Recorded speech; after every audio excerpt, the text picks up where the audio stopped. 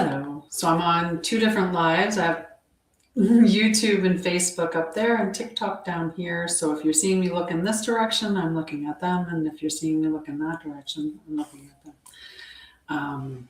Just so you know. So I'll go between the two. And that's that. How are you doing on this beautiful Monday? I'm just going to stand here and give it a few minutes for those. Actually, I'm going to run that direction and come right back. I'm going to give you guys a few minutes to come in and stick around. But I do have a cute picture, or a pretty picture, I don't know. I'll be right back.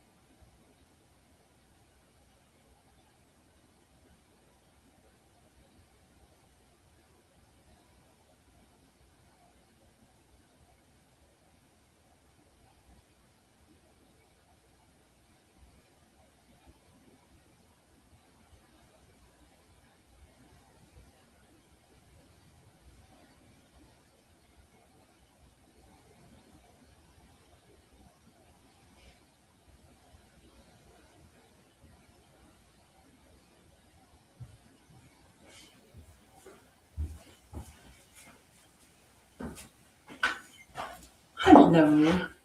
Hello. How are you? Sorry, it took me a moment. I went and checked on my dog. And now I'm going to talk about the topics that I wanted to talk about today.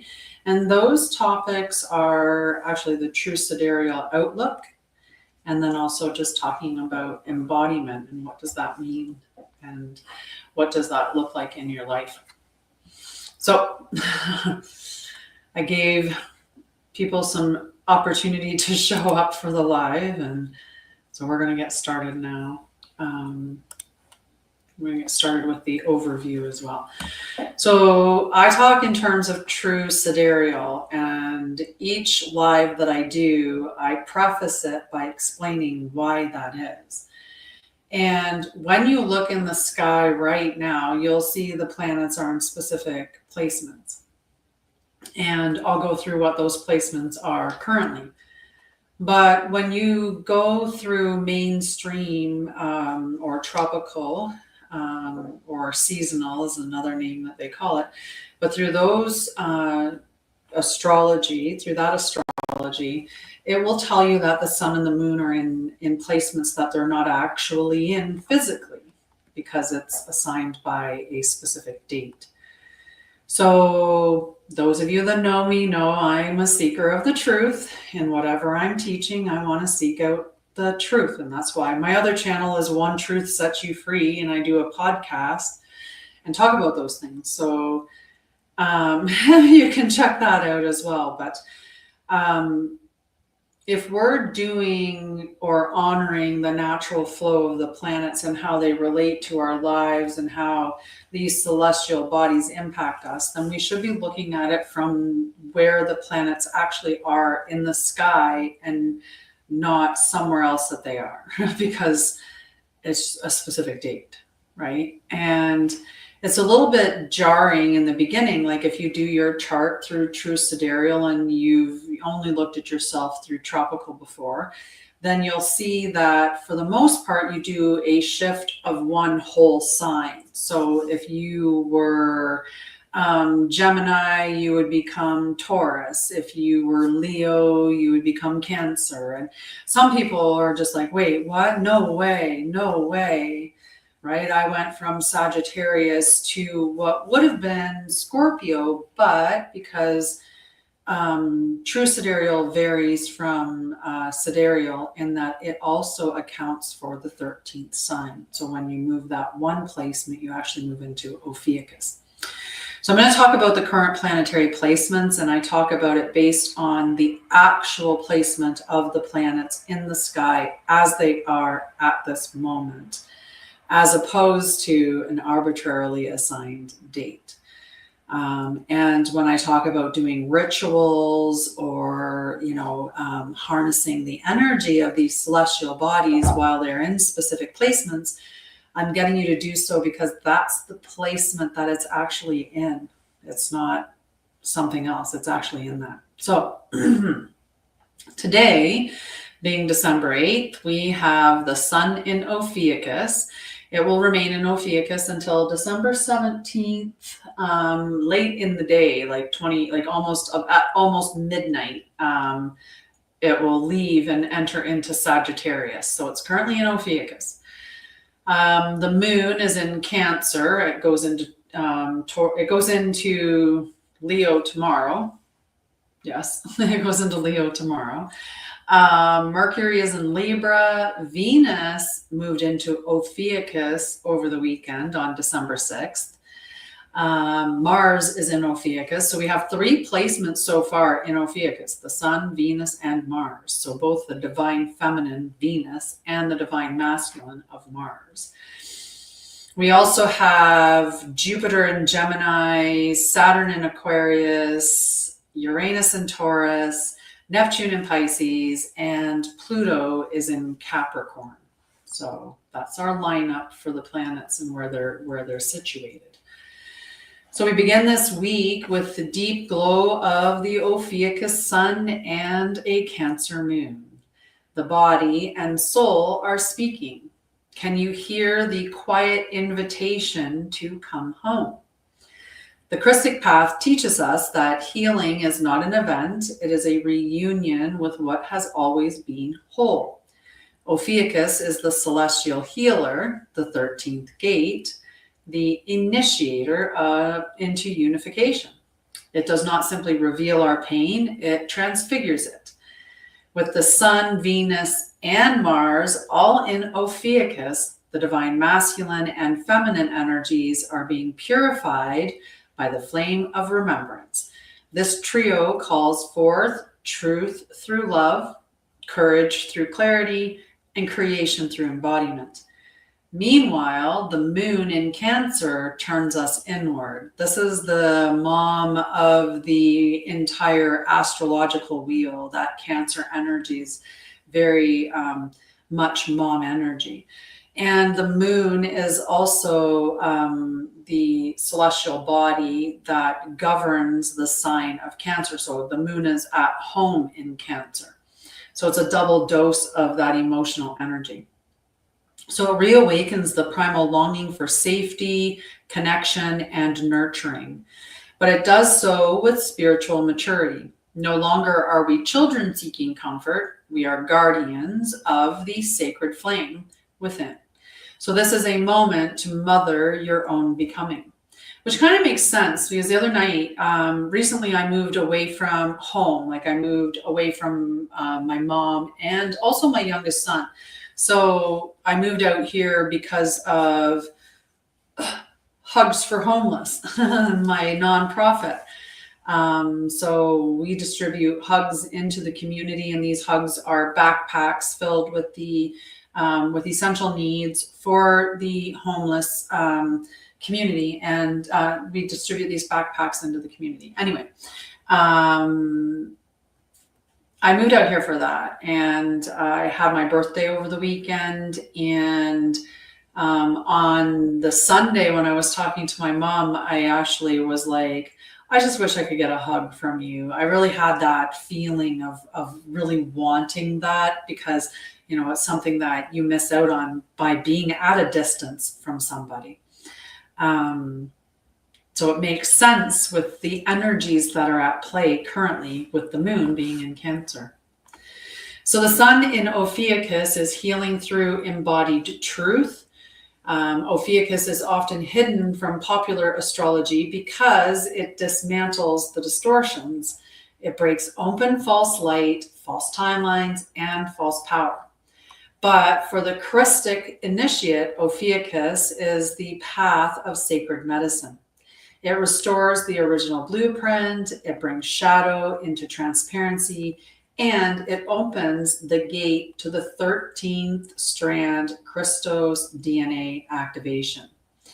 So when the sun lights up this constellation, you are invited to illuminate what has been suppressed, reclaim the wisdom from past cycles, and anchor your divine truth as lived embodiment. Okay, so we're back to embodiment. Ophiuchus does not cuddle the ego. It burns through illusion until only essence remains. This is your solar mirror. What are you ready to become? That's what Ophiuchus is going to get you to stand on. That moon in Cancer is that soul nourishment. So Cancer offers that emotional integration after the revelations of the weekend. It softens the inner walls so that divine truth can reach those tender parts.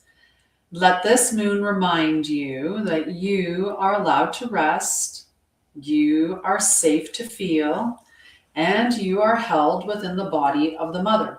Spend time near water if possible.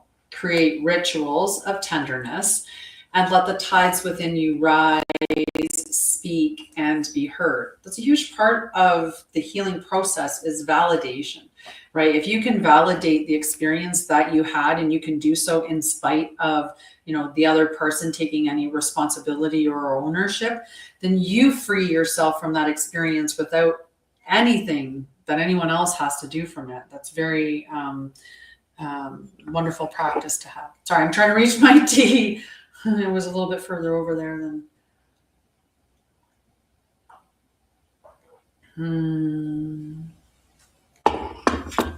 Delicious. Delicious. Hi, Warrior Crystals. How are you? Okay, so the Krystic daily triad. So I'm going to talk about this daily triad because there are different daily triads that we can look at, and I'm going to explain the reason why we look at these different triads. So where did I put my little thingy? Okay, so we have one, which is the Krystic daily triad, and this is true sky weather. This is what we're getting from these placements that we're looking at. So you're looking at the sun, the moon, and the ascendant. Now the ascendant is moving through pretty much every 1 to 2 hours, or 2 to 3, or 1 to 3 hours. Let's just put 1 to 3 hours. We'll give it a good little gap there. And this is the core triad. We also have a psychological triad, and the psychological triad is where we're looking at the moon, Mercury, and Venus. You can use this as a journaling tool or embodiment reflection. And what the moon, Mercury, and Venus are telling you is it's giving you your emotional landscape, it's giving you your mental landscape, also communication with Mercury, and it's also giving you your attractions, desires, and relationship stuff with Venus, because that's what Venus governs. So it's a great tool to use for that. There's also a cognitive triad, and this is where it's just the mental identity more so, and it looks at the sun, the moon, and Mercury. It can be useful because it's telling you the sun is the big expression for the day, right? And then it's looking at the emotional landscape, and it's also looking at your thoughts and communication. So you can understand how looking at those placements could be useful in guiding your day, but they're not essential, and they're not as beneficial as the other two, right? Whether you're using the psychological triad, which is looking at the moon, Mercury, and Venus, or you're looking at the daily triad, which is looking at the sun, moon, and then as you're progressing through the day and it's moving through the ascendant signs, then that's what you're going to be checking, which makes sense because you do change throughout the day. You don't wake up in the morning and feel 100% the same as you do until the end of the day completely. I mean, maybe if you're really good at numbing yourself out to a certain level or something like that, or you're not feeling your body at all. Maybe. All right, so let's talk about the Krystic daily triad. So each morning, anchor your day by connecting to the sacred triad. These are not just concepts, they are living frequencies that will guide your decisions, align your energy field, and awaken deeper memory. I'm teaching people to connect to this triad daily and allow it to guide them. Through this conscious practice, the soul is recalibrated, the body is harmonized, and the spirit is reminded of its original rhythm. This is a Krystic compass for your walk through time. So the divine law of the day is the law of remembrance. All that is true will return to you. Align your thoughts and choices with the knowing that truth is not earned, it is remembered. We have the elemental ally, which is water. Flow, soften, and listen to the voice beneath the surface. Water teaches you to be fluid without losing your depth.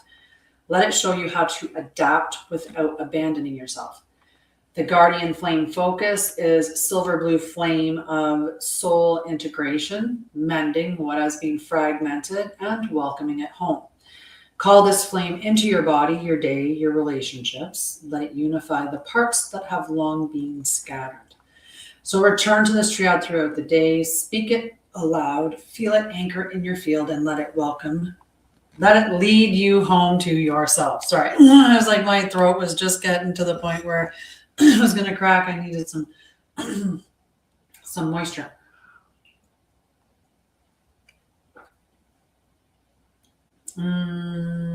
So yummy. So yummy. All right, so we've got our Krystic embodiment prompt, and this is to bridge the Ophiuchus energy of the sun and the Cancer energy of the moon. So we're bridging these two. So we're going to be asking ourselves some questions because bridging this gap is not easy, but it's a very sacred bridge to create. So where have I been denying my own healing? And our ego is really good at protecting us and wanting to keep us in the spot that we are. Our ego loves the comfort zone. It really does. So let's look at that.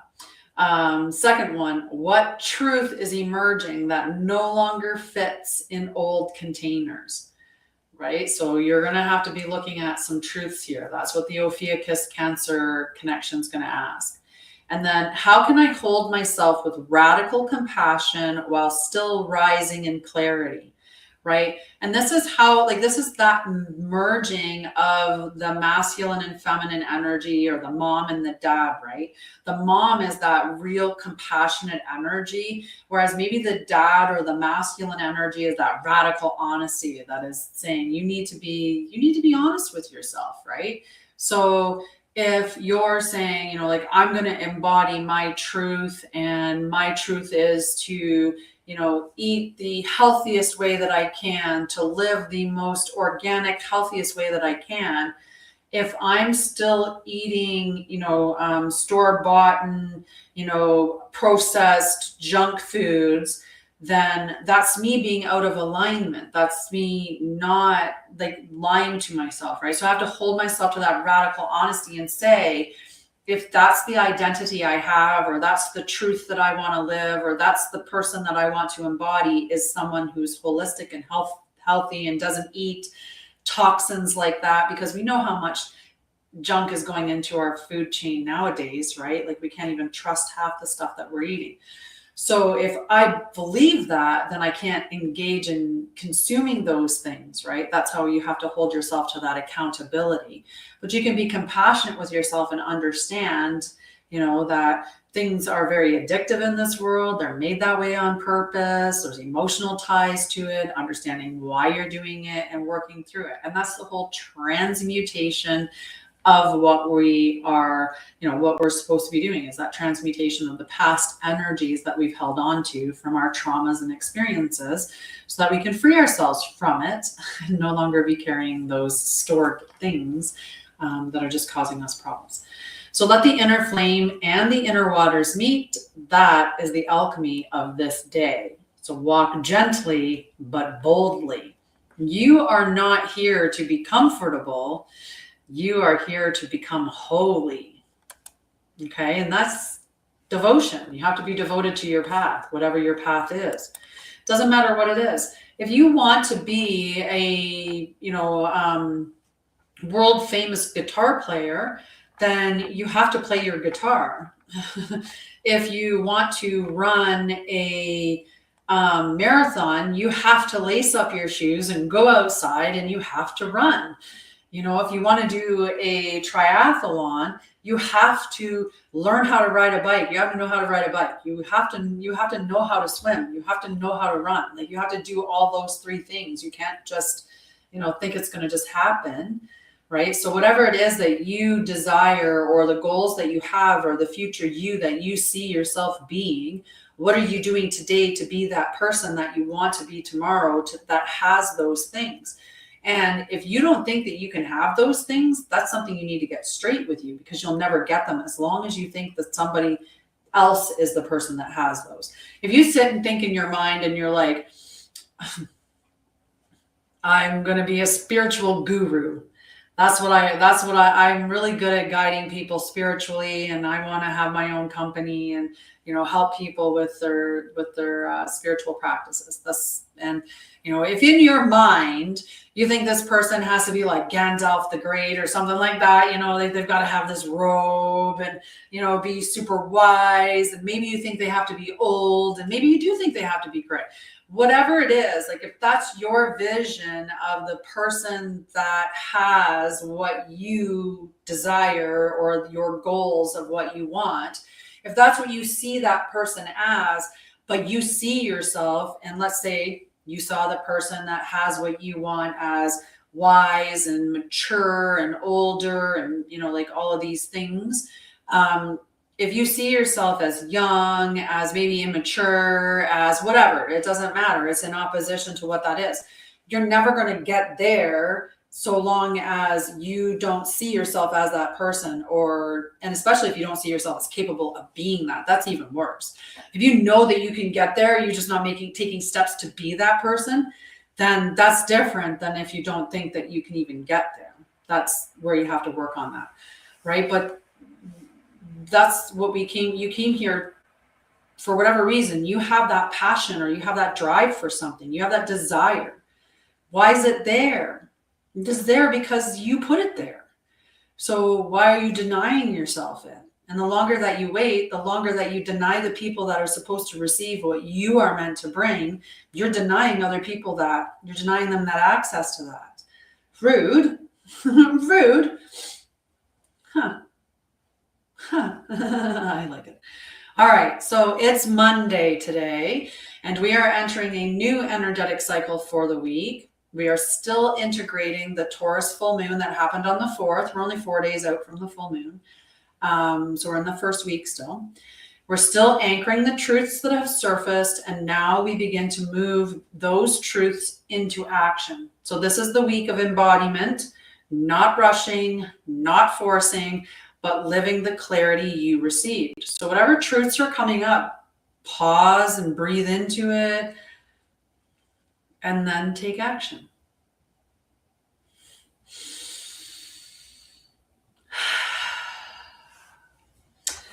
So every month has these turning points where the energy shifts from revelation into integration. It's how the moon phases work and everything else that's going through with the cycles of the other planets.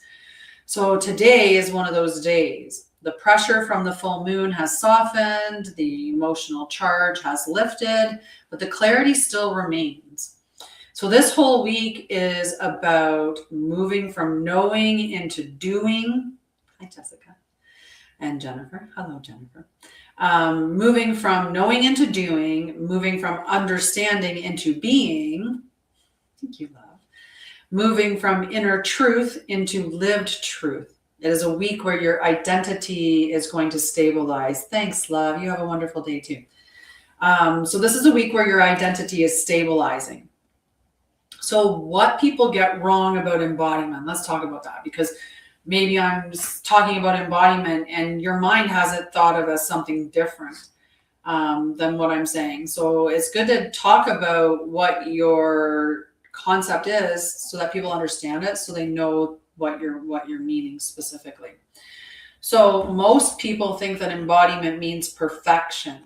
And I need to hear these things too. Like half the time it's an echo chamber. What I'm saying out there is just something that I needed to have reflected back to me. A lot of the messages that I channel are messages that I'm certain was a message that was meant for me first. And then I read it and was like, yeah, everybody needs to hear this, right? Like that's how it works. So some people, or most people, maybe some think that embodiment means perfection. They think it means you never react, you never doubt, and you never feel fear. You just cruising on through life.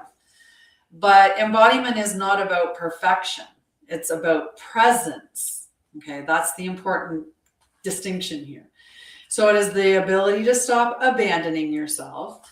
It is the willingness to stay in your body when the mind spirals, right? Rather than looking at a way to avoid it or to escape it or ignore it, right? And it is the choice to act from truth instead of habit, right? So it's being honest with yourself and taking action from that space of honesty, as opposed to just continually doing the same thing. If your life's like a Groundhog Day and you don't like what your life looks like, you need to change something in your life to see results of something different, right? We don't get somewhere different by doing the same things. It's not the way it happens. So it's just about presence. It's about embodying the truth of who and what you are, who and what you need to be. If you believe that in order to be a business owner that you have to be organized, let's say, and you're not an organized person, that belief system could prevent you from opening a business because you think, well, I have to be organized. I'm going to get organized one of these days. One of these days I'll get organized. Somehow I'll figure out how to be organized. I'll fix this. I'll get this. I'll figure it out. Right? And one day never comes because all you have to do is be organized. That's all, if that's what you have to do. But even that, just assess, is that what is the block between you being what you claim that you want to be? Is that the true block, or are you using that as a reason not to step into that space because maybe there's something else there, like imposter syndrome or a fear of success? Because once you become successful, the current friends and family that are around you are going to shift because you know, a lot of people aren't going to like what you're doing now, and you're going to have to say goodbye to people. A lot of us are afraid to step up because of that. We're afraid to do the healing because we lose who we are. And that's scary, that identity shift of becoming someone new. But also, as you become someone new, of course, you're going to have new people around you now. And that's terrifying because who's going to leave? Right? So we get into this mindset of thinking that, or our ego does, I should say. It's our ego that's sitting there going, oh my God, oh my God, oh my God, what should I, oh my God, oh my God, oh my God, I don't know what to do. Like, what should I do? You know, like that's the ego that's afraid. Hi, Diane. Right? So it's that you want that ego to be sitting in the passenger seat. It's a vital part of you, but it's not the one that should be directing where we're going. So we shouldn't be doing things from that space of fear or lack, or because we need attention, or, you know, like we have all these ideas of grandeur, you know, we need to be rich and famous. And not that there's anything wrong with having desires, but the desires have to come from a more innately aligned space. And for many of us, we had a reason why we came here, and it wasn't so we could have another yacht or that we could be on the magazine, like on the GQ magazine, or, you know, like we didn't come here for those reasons.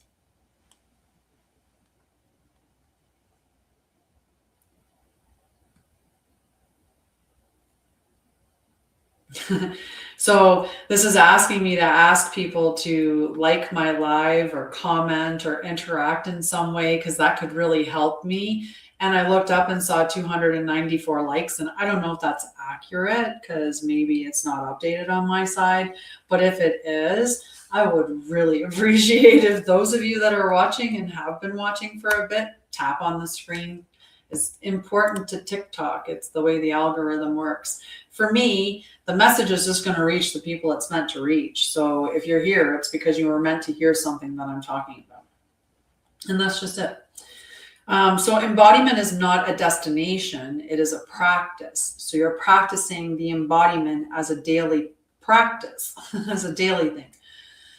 So your oversoul guidance for this week is that your oversoul is clearer this week than it has been in months. That full moon opened the channel and the energy is still flowing. So oversoul guidance this week feels like a quiet yes, a soft pull in the chest, a thought that feels clean instead of pressured, a decision that feels grounded, a direction that feels obvious, a next step that makes sense in your body, even if the mind questions it. Your body knows. That's what the decision to move for Hugs for Homeless was all about. It was in the body for sure. Everything aligned, it perfectly aligned, and I knew that's what I was meant to do and the direction that I was meant to go in. Even though my mind maybe had little moments where I was like, is this where we're supposed to be? Like, is this the right thing? Like moving away from my family and going and living and out, you know, like by myself and, you know, all this other stuff. Like, but everything aligned so much and it felt so right. I just knew it was the right move, even if my ego and was clamoring loudly inside my head. Those thoughts from the ego, or the sound of the ego, that's all it was just trying to keep me safe, and keeping me safe means keeping me where I am. That's all your ego's thinking. Your ego, it may want things for a specific reason that maybe aren't aligned with you at all, and may have you chasing after things that will never fulfill you. And your ego may also keep you stuck, keep you frozen, because it wants to keep you comfortable, because that, like I said, that comfort space is safe. And that's all it wants to do, is keep you safe. But your oversoul is not dramatic. It is a stable, calm. It's a much different energy. It's a much different energy. So we talk about the oversoul. The oversoul is all that calm energy, not dramatic, just all stable, right? Now, The ego this week, because of all the big energy with Ophiuchus and all those placements, your ego is adjusting right now. It's recalibrating because the full moon shifted the whole inner foundation. The ego this week is more like, are we really doing this? But this is different than what we said last month. I'm not sure this is safe. I'm not sure this is safe. I don't know about this. I question you, and I don't know about this. Let me check those old patterns first. I think there's another pathway we can go. We can go through this one. We can do this one again. We can take this loop, this path again. Sure enough, we can do that again, right? We know this one. Like your ego is a little scared right now, but your oversoul is just, I've decided this is the direction that we're meant to go in. This is where. So this week is all about taking that one aligned step at a time. And that's how we do everything. It's one change at a time. It's one moment into the next. It's one breath into the next, right? So you're not rushing this, or you're not rushing into big changes. It's not, you don't have to radically switch your life overnight. You do not have to force clarity either. It's going to arrive when it arrives, and you don't have to overanalyze. Overanalyzing can just keep you crippled and keep you going in a circle. And sometimes that's just your ego continuing to question things, because if you don't know the answer, if you're questioning, then that means you're not making decisions and you're not taking action. And so your ego is doing what it wanted to do, which is keeping you in the comfort zone. And that's just the sneaky way they do it. So you're instead, hello, love, how are you? Supposed to be asking yourself, what truth did that full moon reveal?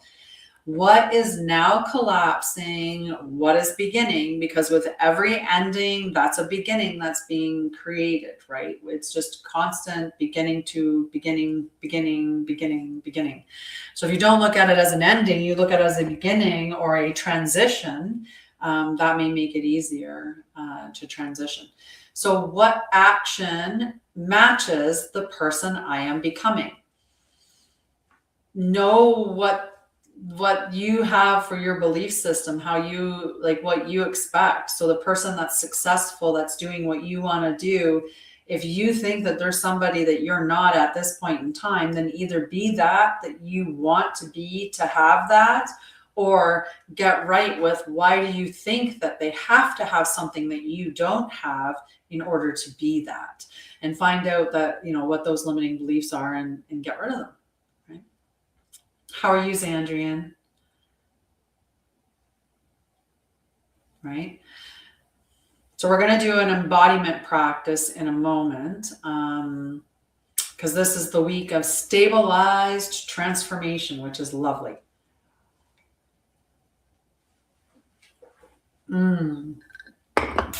Delicious. I love my tea. All right. So we're going to put our hand on our heart. Nice. This will be a beautiful little practice for you to do before you start. That'll be a great way for you to just get really in that nice space before going live. So hand on your heart, close your eyes, take a nice deep breath in and out.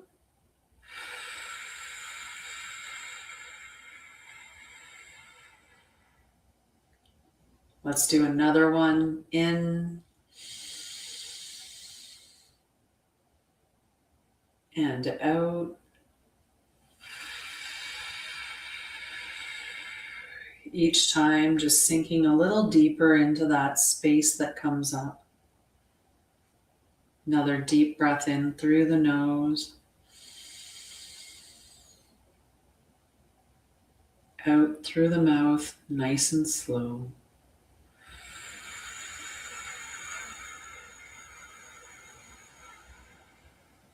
Now ask yourself, what does my body want this week?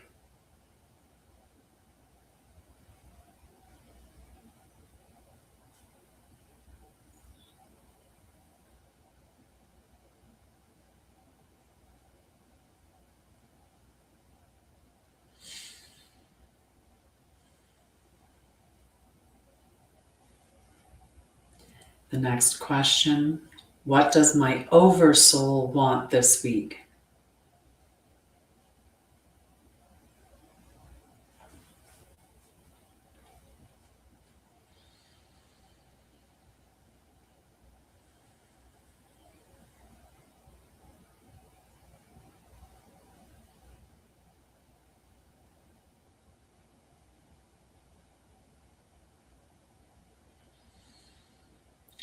What is ready to shift quietly and naturally is the last question.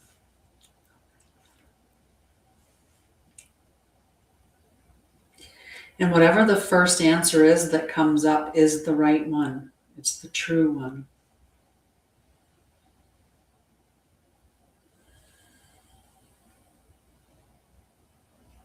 Mm-hmm. And this is how you align with your week ahead. It's that easy. It didn't take you an hour. It's not, this complex process. It's just literally 3 deep breaths with your hand on your chest and just ask yourself a couple of questions, listen to what comes up, and then take action on whatever came up.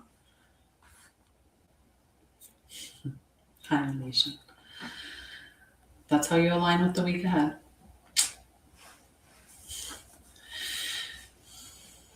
All right. So what I like to teach people is how to listen to their oversoul. I like to teach them how to stop collapsing under their old identity and how to rise into their true one. You're welcome.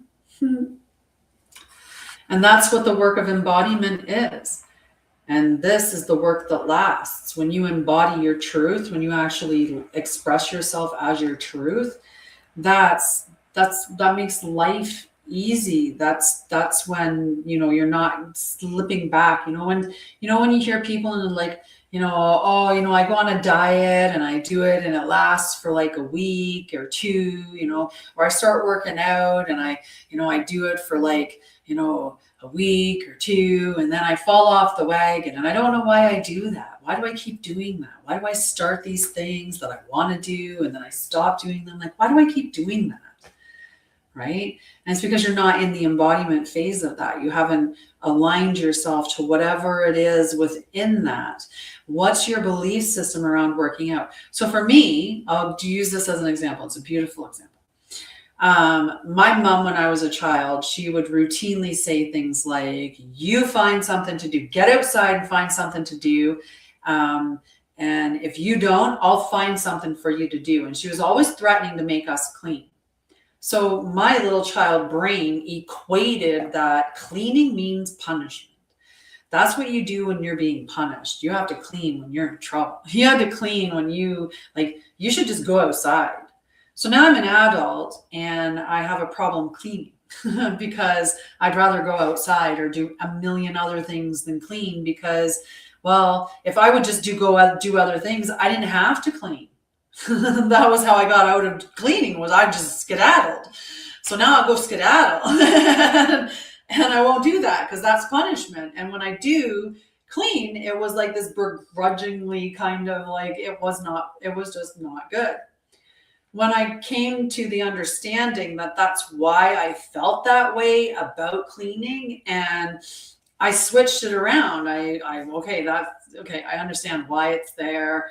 And then I started to rewrite my mind on how it works. So I started using language that was more supportive of how I want to be as opposed to how I used to be. So saying things like everything has a spot, and if you put everything in its place, you don't have to put it away twice, right?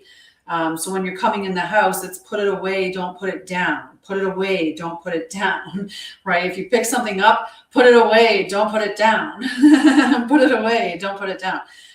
So I started doing things like that to help to shift that belief system that was put in me. I didn't ask to have that feeling or belief or, that programming, but that's what happened. 333.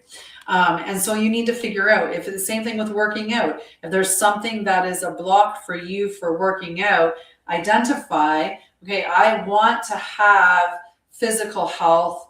I want to be, strong. I want to be in shape. Whatever the driving force is that's in alignment with your truth, whatever it is, I want to be healthy. I want to be strong. Right? Once you're aligned with that and you know that's something that you're capable of having, and so you've addressed that. But look at that, because maybe that's something that you don't think is available for you because you don't see yourself as the healthy person. You see yourself as the unhealthy person. And you continue to see yourself like the past. That's what the ego does. It's looking in the back going, yep, that's exactly what's coming for us. That right there. Yep. Oh, yep. I just went around a corner, so I know we're going around a corner. It just keeps driving from looking out the rear view mirror. So what always happens, what's always going to happen according to your ego, what you are is what you're always going to be. And they're going to want you to stay that way because it's safe and predictable and comfortable. So you have to get to why that's there, to move it out of the way and then recode it so that you can think in different terms, or have it show up for you differently in your life. So this week we want to let it be gentle and grounded and true, right? Ophiuchus is calling all that true energy in there. And you are not becoming someone new. When we're doing the embodiment thing, we're not becoming somebody new. We're just shedding the layers of lies that we've consumed, right? For me, I naturally, and I naturally like a tidy place at the very least. I want to say clean place. That's what naturally wants to come out. So I naturally like a clean home. I was out of alignment because of the programming and the conditioning that I was. So for me, it's just remembering the truth and removing the false programming to realign. And that's what you're supposed to be doing, is just remembering your truth and realigning with that truth. So you're not becoming someone new. You're just remembering who you are, who you've always been, and as well how you're meant to live and what you wanted to accomplish in this life, why you came down here, to what your energy is that you meant to express. Yes. So a quick recap of what we covered today. We talked about that the sun is in Ophiuchus and the moon is in Cancer. So this is that grounded energy. The embodiment codes activated by the post full moon cycle, that we're working through those. So we began to explore the celestial architecture, the sun, Venus, and Mars all being in Ophiuchus, activating divine fire, soul reclamation, and masculine feminine unification. So powerful energy between those three. And then we have that moon in Cancer, which is softening the emotional body, restoring inner safety, and reconnecting to soul rhythm. So from this foundation, we moved into the core theme that this is the week of embodiment, not rushing, not forcing, but living what you know. So we clarified that embodiment is not perfection, it's presence. Why the ego may feel off this week. It's adjusting to its new internal leader, that your Oversoul is taking control and going to drive the bus from here on out. We can hope, right, that you're at that stage now. What Oversoul guidance feels like. Remember, it's that soft pull, that clear thought, that grounded direction. How to stabilize the interchange without overanalyzing or collapsing into old identity. Why your body always knows and how to ask it, right? We ask that in that beautiful little practice, and it comes up and it feels very balanced. It's not scared. It's not anxious. It's just a very balanced energy. It may feel open and expressive as well, but yeah. And then we offered the live embodiment practice, like I said, which asked, what does my body want this week? What does my Oversoul want this week? And what is ready to shift quietly and naturally. And then we closed with the knowing that you are not becoming someone new. You're just remembering who you are. And that's what the live was all about. And that's it. And Cass stayed sleeping for the whole thing. We had no interruptions from any foxes outside, because that's when he gets the loudest. Yeah. How does that feel for you, for the energy for this week? I'll be teaching Krystic astrology in March on the 20th. I am doing Bridge to Light Phase 2, which is all about embodiment. So all the stuff that I'm talking about now will be the stuff that we will be embodying through that live 6-week course. The Krystic astrology course, I'll have more details about length and all of that stuff closer to that date. Right now I'm focusing more on the Bridge to Light Phase 2. I do have 2 new books publishing this month. I have the 2nd book of Tiana, which is actually the 5th book in the series of the Unlikely Heroines, which follows 4 heroines, and they are unlikely. There's just 4 girls, Tiana, Parisa, Sha'Ryah, and Mariah, and their encounters with mythical or magical beings, like a goblin. They've befriended pixies. They have taught a werewolf to meditate, and seen a Pegasus who was afraid to fly. They go around helping things. And this book that's coming out on winter solstice is the 5th book in the series, which means we're back to Tiana again, because she's the winter girl. And Tiana in this series, she is hanging out with a phoenix who refuses to burn. And it's a book about teaching you that sometimes being completely unique, and sometimes you can be something completely new, and that doesn't mean that you still don't belong, or that you're not a part of the group. You're new and different, and there's nothing wrong with that.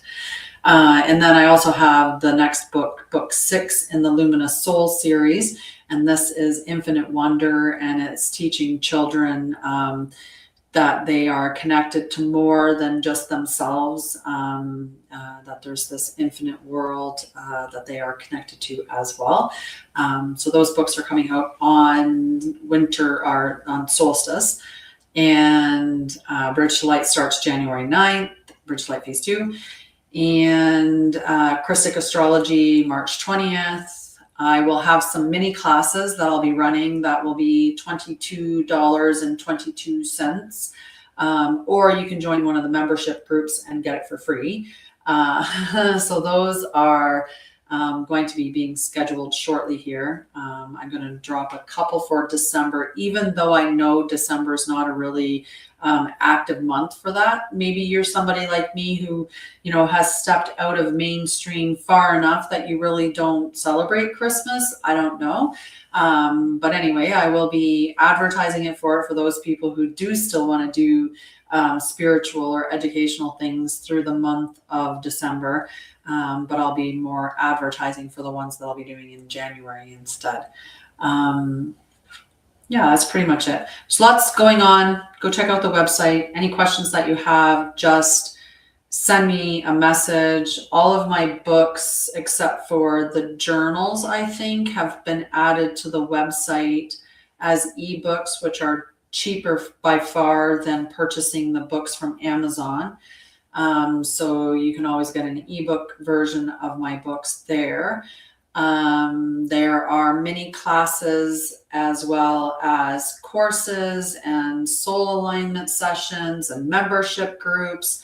And there's all kinds of things going on. But like I said, if you have any questions, just sign up for a free clarity call and we can talk. We can see what's up. I also do sacred reciprocity. I haven't talked about this in a while, but I do operate under sacred reciprocity. For any of my courses, like the Bridge to Light Phase 2, I offer the opportunity for scholarships, and I offer payment plans and stuff like that. So if there's anything that you're looking at on my site and you have questions about it or questions about the price of it, just talk to me, because sacred reciprocity could be as easy as, well, what can you afford? And you're like, well, I could pay you this much for this particular thing. And I would be like, okay, so then if you can do a testimonial, share a post, then we're good. And I would do it for you. Not everything has to be received dollar for dollar that's on my website. It's just the way that I function is through sacred reciprocity. If we want to build the new earth and we think that the new earth should have different systems, we have to create those systems. And that's the embodiment phase, right? So on my site, it's not advertised as such, but if you have any questions about the pricing or want to attend something or want to take something that's there, you want a part of something that's there, just talk with me if it's in a price range that you're not able to afford at this time, and we can make an agreement that it's like I said, it's sacred reciprocity. It's just the energy exchange has to be fair, is all. So we can find something that would work for us. Maybe you're a YouTube guru and you can repurpose some of my videos, and like you could do something like that. Maybe you know website design. Maybe you're really good at finding research, like you're really great at researching grants and stuff like that. Like, who knows? You might have talents that I, really, really could use help. And it would really help me. You never know. So we can do exchanges like that. But anyway, that's what sacred reciprocity is all about, and that is available on Sha'Ryah. The Bridge to Light Phase 2 stuff should be all up there. I'm going to check today. Actually, I'm going to confirm a couple of things today. But I'll see you guys tomorrow. I'm going to try to do my best to be on time and be here at 1 Mountain Time. I have kind of left it that I come on at 1 or later Mountain Time, because it depends. Like if I go in town, I might not be back in time, but I do want to try to get a little bit better at showing up on time. Having a consistent time, maybe that would help you out a little bit. I don't know. We'll see. But I also like freedom. Freedom to flow, freedom to flow. Right now, I've been just doing a few more lives than what I've typically been doing anyway. Like I've been going live 5 days a week. So that might change, and then but we'll see. We'll see. Right now, I'm enjoying doing these short little lives and doing the celestial check-in, and then talking about embodiment. And with that being said, I'm going to hop off. I love you guys. I hope you have a wonderful Monday. Next time you show up, bring your tapping fingers so you can tap the live and give it lots of love, because that's what TikTok wants from you guys. So, be good TikTok watchers and tap, or, comment or gift, do what TikTok wants you to do. That's not for me. That's TikTok. It's asking you. I love you guys. Have a beautiful night. And same with everybody on TikTok, on Facebook and on YouTube. Love you. See you tomorrow. On TikTok and YouTube. No, I'm saying it again. On YouTube and Facebook, I love you. I love you. All right. Have a wonderful night. And I will talk with you guys tomorrow.